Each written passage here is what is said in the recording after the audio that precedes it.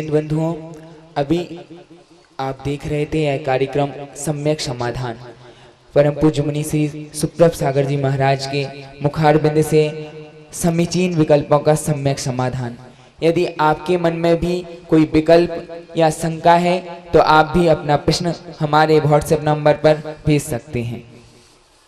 Number है 708707548811। फिर से बताते हैं 8707548811 7415306441। आप अपनी संख्या हमें ईमेल भी कर सकते हैं। हमारी ईमेल आईडी है samyak.samadhan@gmail.com। धन्यवाद। ओम नमः सिद्धेभ्य पंच परमेष्टि भगवान की परम पूज्य आचार्य भगवंत गुरुवर विशुद्ध सागर जी मुनि महाराज की परम पूज्य मुनि श्री सुप्रभ सागर जी महाराज की समीचीन विकल्पों का सम्यक समाधान। हमारे मन में उठते प्रतिदिन अनेकानेक समीचीन विकल्प, अनेकानेक समीचीन प्रश्न, और उन सभी प्रश्नों का समाधान, सम्यक समाधान हम परम पूज्य आचार्य भगवंत गुरुवर विशुद्ध सागर जी महाराज के मंगल सुभाशीष से, उन्हीं के सुयोग्य शिष्य परम पूज्य मुनि श्री सुप्रभ सागर जी महाराज के मुखारविंद से प्रतिदिन प्राप्त कर रहे हैं। आज का पहला विकल्प बानपुर उत्तर प्रदेश से हमारे सामने हैं श्रीमती आभा सिंघई, जो कि अपना समीचीन विकल्प परम पूज्य मुनि श्री के समक्ष रख रहे हैं। परम पूज्य मुनि श्री सुप्रभ सागर जी के चरणों में बारंबार नमोस्तु महाराज श्री, नमोस्तु महाराज, नमोस्तु महाराज जी। मेरी शंका यह है कि मंदिर के पास घर है, अशुद्धि के समय शिखर दिखता है तो उसमें क्या दोष लगता है महाराज श्री, कृपया समाधान। नमोस्तु महाराज। ओम नमः सिद्धम परम पूज्य आचार्य भगवान गुरुवर विशुद्ध सागर जी महाराज की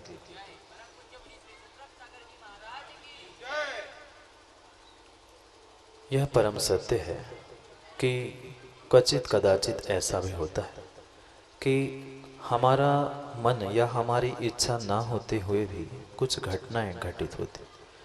जैसे कि आपने विकल्प रखा है, अशुद्धि के समय में अगर शिखर या मंदिर आदि के दर्शन हो रहे हैं तो हाँ, वहाँ पर दोष तो अवश्य लगेगा। पर अगर हम जान के देखने का प्रयास कर रहे हैं या बुद्धिपूर्वक देखने का प्रयास कर रहे हैं तो वहाँ पर हमें विशेष दोष लगेगा। इसलिए हमें कम से कम इतना प्रयास करना आवश्यक है कि ये कार्य हमसे बुद्धिपूर्वक ना हो, क्योंकि आगम में ही नहीं अपितु अपने बुंदेलखंड में भी कहते हैं कि देखने में नहीं अपितु ताकने में पाप। एक बार धोखे से कहीं नजर पड़ गई और उसे पुनः देखने की इच्छा होना, उसे ताकना कहते। जो धोखे से दिख गया था वहाँ पे तो फिर भी थोड़ा सा कम दोष था, पर अगर हम पुनः दिखने के बाद पुनः देखने की इच्छा से उसे देख रहे हैं तो उसे ताकना कहते हैं, और उस ताकने में हमें नियम से पाप ही पड़ता है। मात्र अशुद्धि के ही समय में नहीं अपितु पाप वस्तुओं को, और जिसके निमित्त से पाप की प्राप्ति हो सकती है, पाप का आश्रय हो सकता है, ऐसे निमित्तों को पुनः ताकने में हमें अवश्य ही पाप पड़ता है। इसलिए जो आपने विकल्प रखा है वह दोषपूर्ण आपकी प्रवृत्ति तो है, पर अगर बुद्धिपूर्वक करेंगे तो उसका विशेष पाप का आश्रय हमें होगा। क्वचित कदाचित अगर हमारे ऐसे दोषों को हमने प्राप्त कर लिया है तो उसकी शुद्धि के लिए किसी आचार्य भगवंत निर्ग्रंथ मुनिराज गुरु के चरणों में पहुंचकर उसका प्रायश्चित ग्रहण कर ले। प्रायश्चित से हम उस दोषों से दूर हो सकते हैं, क्योंकि हमने जानकर बुद्धिपूर्वक नहीं किया है, इसलिए हमें थोड़ा सा कम दोष लगेगा, और जान के करेंगे तो विशेष पाप का आश्रय होगा। इसलिए हम बुद्धिपूर्वक ना करें और प्रयास यही करें कि हमारी दृष्टि ना पड़े, और क्वचित पड़ी भी है और पड़ेगी भी तो उसके लिए प्रायश्चित आदि लेकर अपने व्रतों को, अपने आप को शुद्ध करने का प्रयास करें। यही आपके लिए सम्यक समाधान प्राप्त हुआ है। बानपुर उत्तर प्रदेश से संदेश मड़वैया जी की दादी परम पूज्य मुनिश्री के चरणों में बारंबार नमोस्तु निवेदित करते हुए अपना समीचीन विकल्प रख रहे हैं कि महाराज जी, आलोचना में छुपा हुआ झूठ और प्रशंसा में छुपा हुआ सत्य हम मनुष्य क्यों नहीं समझ पाते। हमारे समीचीन विकल्प का सम्यक समाधान करने की अनुकंपा करें।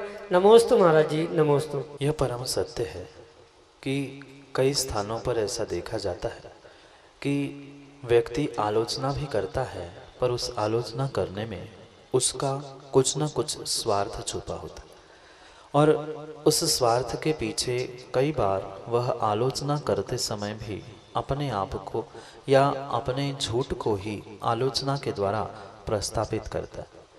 क्योंकि यह तो जितना भी संसारी जीवों का प्रयास चल रहा है वह परिपूर्ण रूप से मात्र और मात्र दिखावा या प्रदर्शन का अगर कार्य चल रहा है तो वहाँ पर की गई प्रशंसा, वहाँ पर की गई आलोचना किंचित भी कार्यकारी होने वाली नहीं है। इसलिए बहुत अच्छी बात है कि हम उस आलोचना में छुपे हुए झूठ को और प्रशंसा में छुपे हुए सत्य को, या आप ऐसा भी सोचकर ऐसा भी कह सकते हैं कि आलोचना में छुपा हुआ सत्य और प्रशंसा में छुपा हुआ झूठ, ये दोनों प्रकार की सत्य झूठ की बातें हमें स्वयं की विवेक से ही निर्णित करनी होगी।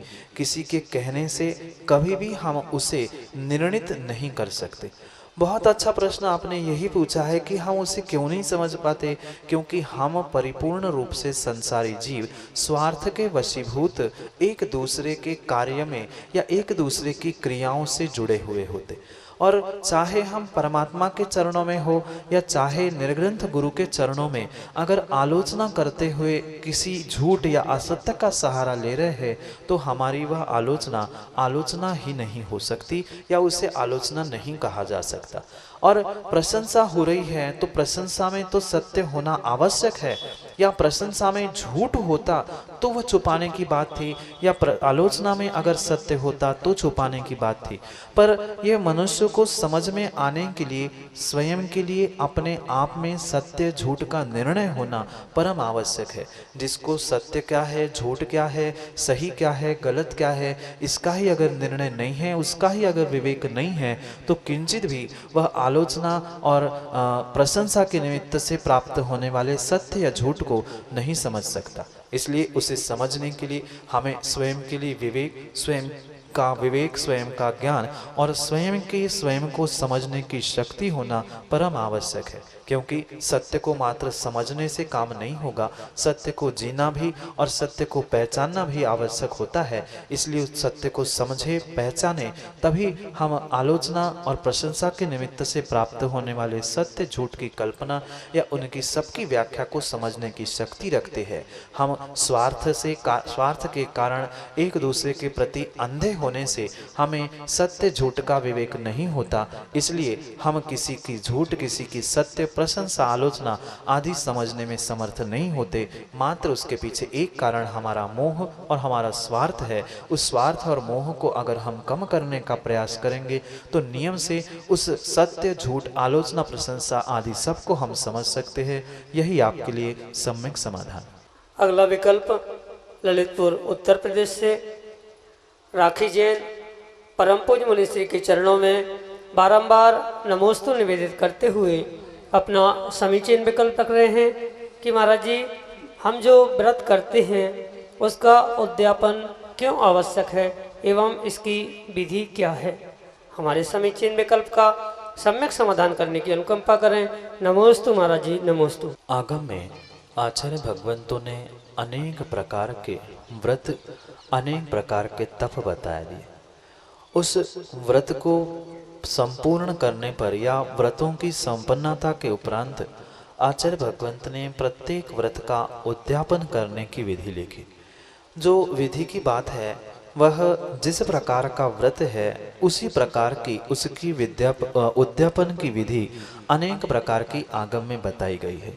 कुछ व्रतों को मात्र विधान करके उद्यापित किया जाता है, कुछ व्रतों को कहीं विशिष्ट स्थानों पर दान देके उद्यापित किया जाता है।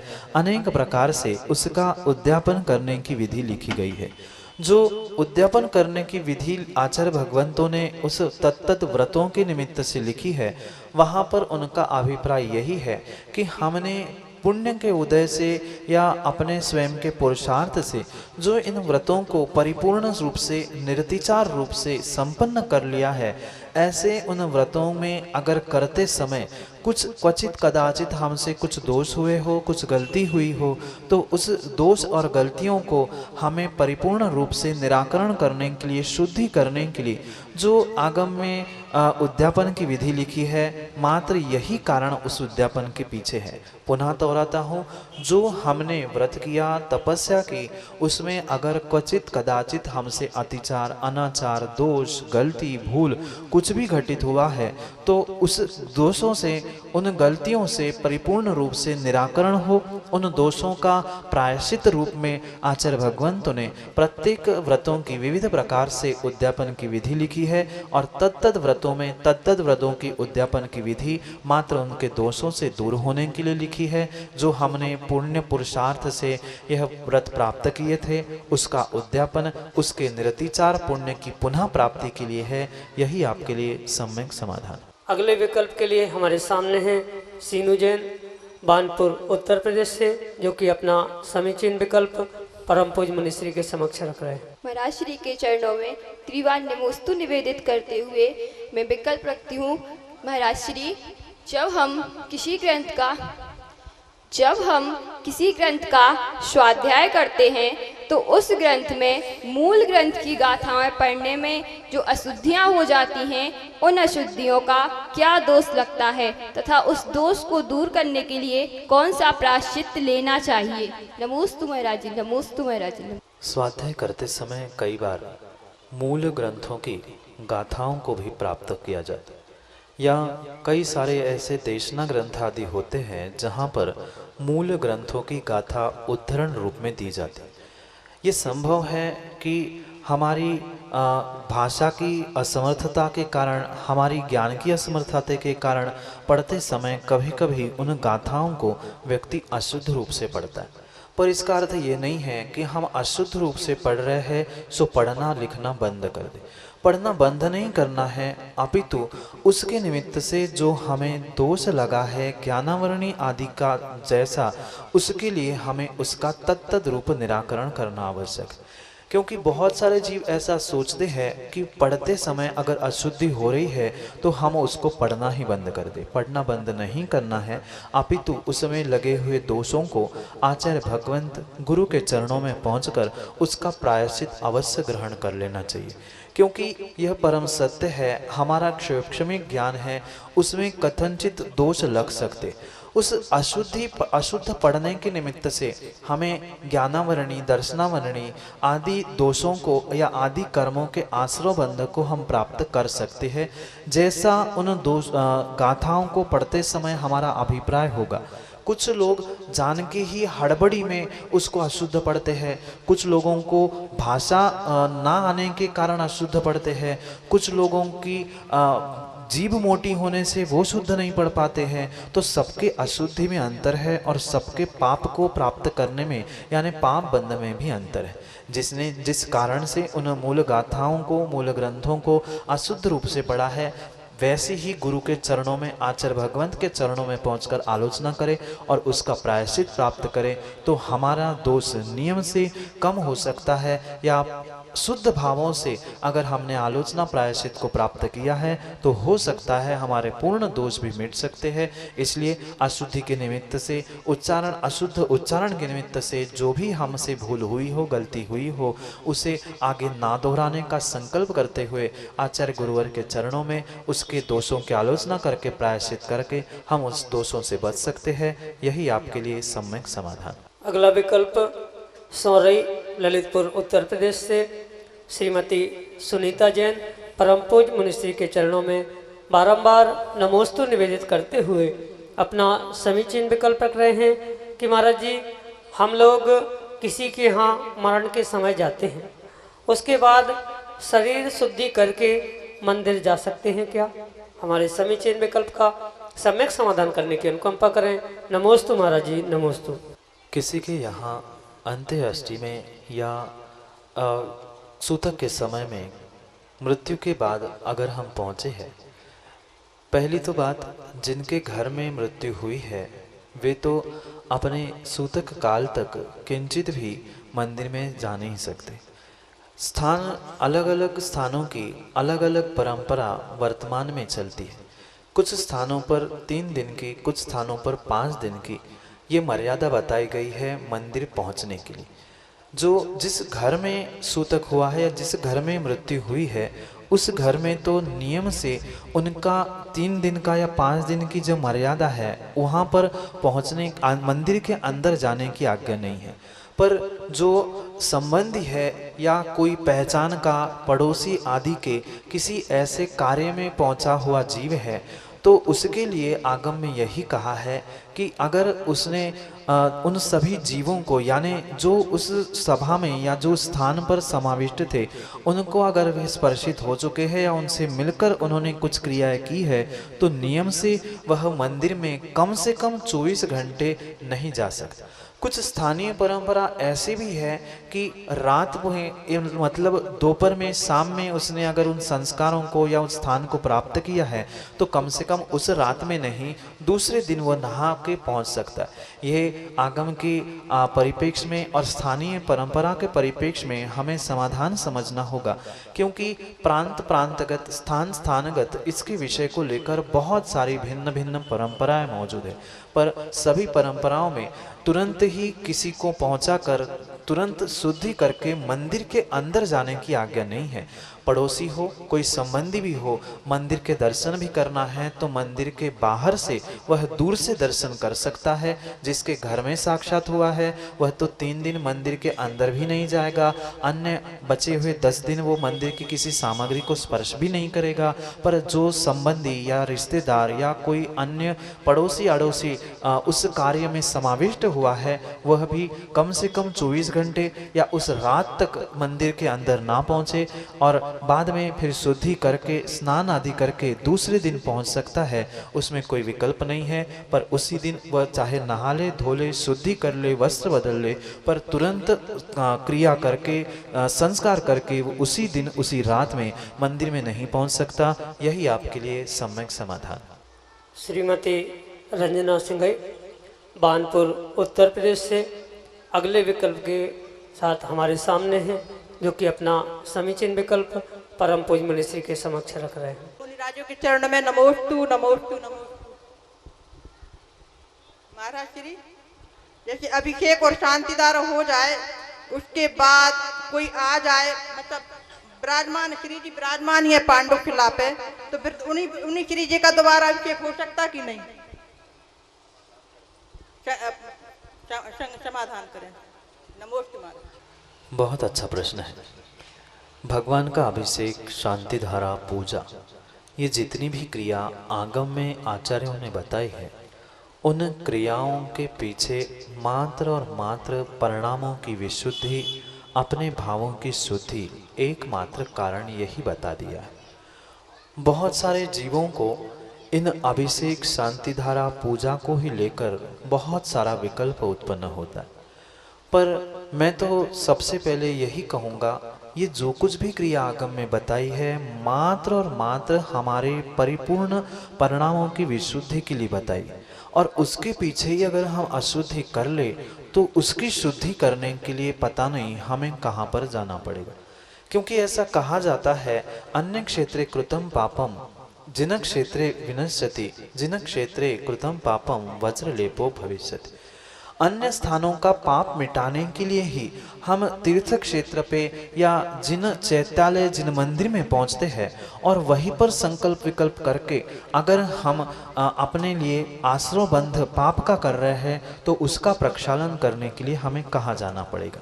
पहली बात ये समझने के बाद, ये आगम में जितनी भी क्रियाएं बताई है, कहीं पर देखना ये अलग अलग स्थानीय परंपरा में अलग अलग आचार्यों के अलग अलग मतों के अनुसार अभिषेक पाठ, शांति धारा और उनकी क्रियाओं में भी अंतर है। जैसे कि कुछ वर्ष पहले आप अगर कभी अभिषेक पूजा करते हुए किसी को देखते तो 50 वर्ष पूर्व कभी हमारे सामने विनय पाठ की भूमिका नहीं थी। समय बदलते हुए विनय पाठ आया, समय बदलते हुए और बहुत सारे पाठ और बहुत सारी विधियाँ प्रारंभ हुई। इसलिए इन बातों को हम अपने स्वयं के कल्याण के लिए अगर समझना चाहे तो वास्तव में ऐसी कोई स्पेसिफिक आचार्य भगवंत ने कंडीशन नहीं रखी है कि ऐसा करने से ही अभिषेक होता है, ऐसा नहीं करने पर अभिषेक नहीं होता। ये परिपूर्ण रूप से हमारी शुद्ध परिणामों की परिणति के लिए ही व्याख्या की गई। कई स्थानों में यह भी देखा जाता है कि अभिषेक शांति धारा के उपरांत जिसे किसी आचार्य भगवंत ने जो पूर्ण कलश, क्योंकि अनेक प्रकार के आचार्यों के अनेक प्रकार के अभिषेक पाठ हैं, उन अभिषेक पाठों में कई शांति धारा के उपरांत पूर्ण कलश की व्याख्या है, कहीं पर सुगंधित जल की अभिषेक की व्याख्या है।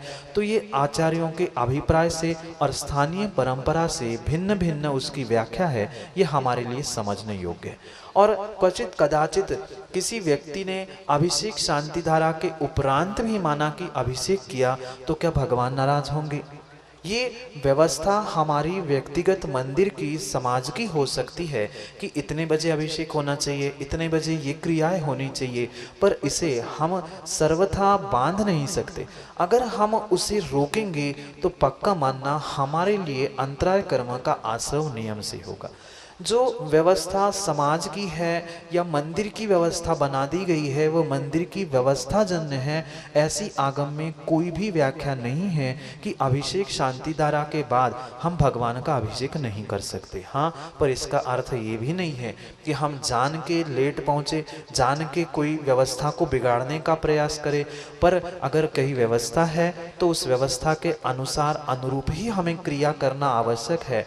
पर अगर क्वचित कदाचित कोई त्यागी व्रती है जो कहीं ठंड के कारण, अस्वस्थता के कारण या कहीं बाहर से वो पहुंचा और उसका नियम था अभिषेक करने का, और मंदिर की ये व्यवस्था थी कि हम तो एक ही बार प्रतिमा का अभिषेक कराएंगे, तो उसने संकल्प किया था, व्रती है, अभिषेक के बिना भोजन नहीं करता, तो क्या आप नगर में उसे भूखा छोड़ोगे? नहीं। तो वहाँ पर क्योंकि ये जो नियम है, ये व्यवस्था है, मात्र हमारी पर पुनः पुनः मैं कह रहा हूँ विशुद्धि के लिए है। इसलिए पुण्य को प्राप्त करने की क्रिया में वह आचार्य भगवान स्पष्ट रूप से लिखते हैं, वह क्रिया हमें स्वीकार है जहाँ सम्यक की हानि नहीं होती। वह क्रिया स्वीकार नहीं है जहाँ सम्यक की हानि होती। यहाँ पर सम्यक दर्शन की कोई हानि नहीं हो रही है। आचार्यों के भिन्न भिन्न अभिप्रायों से, पूर्ण कलश आदि के अभिप्राय से शांति धारा के उपरांत भी कलश करने की कई स्थानों पर व्याख्या है। इसलिए इन बातों पर हम विकल्प ना करते हुए स्वयं के कल्याण के लिए, क्योंकि ये भी परम सत्य है, अधिकस्य अधिकम फलम, जितना हम अधिक भावों की विशुद्धि के साथ अधिक क्रियाओं को प्राप्त करेंगे उतना अधिक फल हमें मिलेगा। पर इसका अर्थ किंचित भी ये नहीं है कि हम किसी मंदिर की, किसी समाज की, किसी स्थान की व्यवस्था को चौपट करने का प्रयास करें। जिसकी जैसी व्यवस्था है, पर व्यवस्था के साथ ये भी बात परम सत्य है, कोई क्वचित कदाचित कोई देर से पहुंचा, किसी असमर्थता के कारण नहीं कर पा रहा है, तो उसे करने में कोई बुराई नहीं है, पर उसे नियामक ना बनाया जाए, उसे रोज का रूटीन ना बना दिया जाए। व्यवस्था भी स्वयं के लिए है और पुण्य की क्रियाएं भी स्वयं के लिए है। इसलिए उन दोनों का बैलेंस बनाते हुए अगर इन क्रियाओं को हम करेंगे तो निर्विकल्प होकर नियम से हमें पुण्य का आश्रय हो सकता है। अन्यथा व्यवस्था के पूछे हम स्वयं अव्यवस्थित हो गए तो हमारे पापों का आश्रय नियम से हुआ है। इसलिए हम भी व्यवस्थित हो और व्यवस्था भी व्यवस्थित हो, ऐसा ही कार्य हमें करना चाहिए। यही आपके लिए सम्यक समाधान। ओम नमः सिद्धेभ्यः, ओम नमः सिद्धेभ्यः, ओम नमः सिद्धेभ्यः। मंगलम भगवान वीरो, मंगलम गौतमो गणि, मंगलम कुंद कुंदाद्यो जैन धर्मोस्तु मंगलम। सर्वमंगल मांगल्यम सर्वकल्याणकारकं, प्रधानम सर्वधर्माणं जैनम जयतु शासनम। जय बोलो अंतानंद सिद्ध परमेष्टि भगवान की जय। जय बोलो मूलनायक श्री नमीनाथ भगवान की जय। जय बोलो आचार्य गुरु श्री विशुद्ध सागर जी महाराज की जय। जय बोले परम पूज्य मुनि श्री सुप्रभ सागर जी महाराज की जय। जय बोले परम पूज्य मुनि श्री प्रणत सागर जी महाराज की जय। जय जिनेन्द्र बंधुओं, यह कार्यक्रम सम्यक समाधान समीचीन विकल्पों का सम्यक समाधान आप सभी देख रहे हैं हमारे YouTube चैनल सुप्रभोवाच पर। इस कार्यक्रम को गति प्रदान करने के लिए हम मुनि श्री प्रणत सागर जी महाराज के चरणों में बारंबार नमोस्तु नमोस्तु निवेदन करते हुए मुनि श्री से आग्रह करते हैं कि इस कार्यक्रम को गति प्रदान करने की कृपा करें। नमोस्तु मेरा से।